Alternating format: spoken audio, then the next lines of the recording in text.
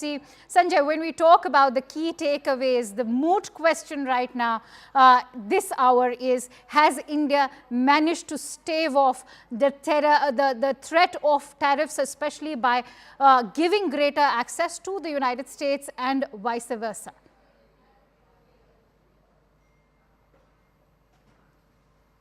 Sanjay, if you can hear me, the question this hour, of course, is, has India managed to stave off the threat of tariffs by granting greater market access to the United States and vice versa? Well, the short, straight answer to that is no.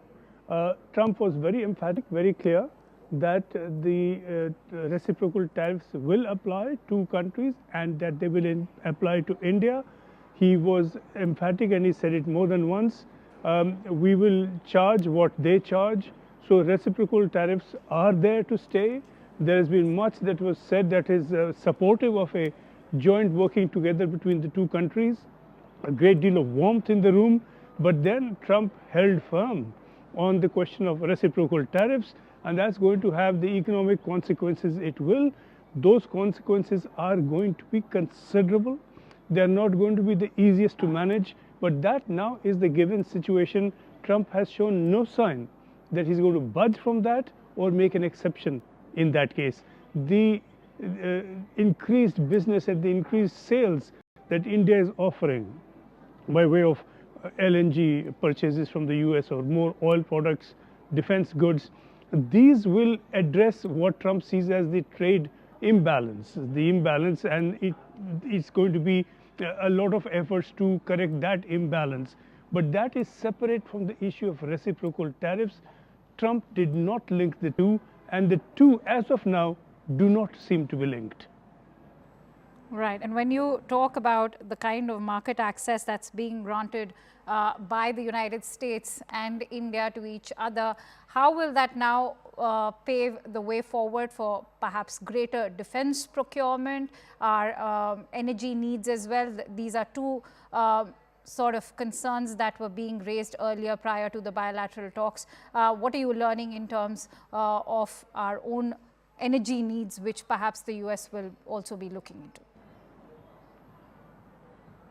You know, we are seeing this by way of energy needs. For the US, for Trump, it's energy sale. We are looking at defense procurement. For the US, it is sale of these goods.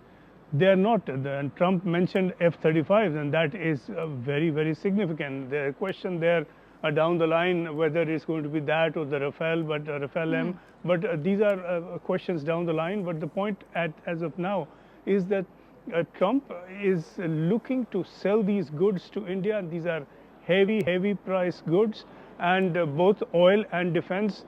And this would then open up a market, and in India that did not exist before for these goods.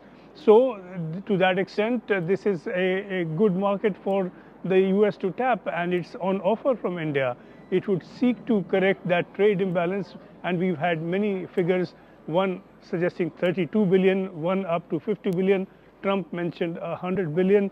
Trump's figures usually are rather exaggerated, and no doubt they were in this case. But the fact is that what for India may be a need or a procurement will be a need or a procurement also at two levels. One is, of course, you can do with the defense goods, you can do with the oil, but then also you're using this to appease the US and offer them the market they want.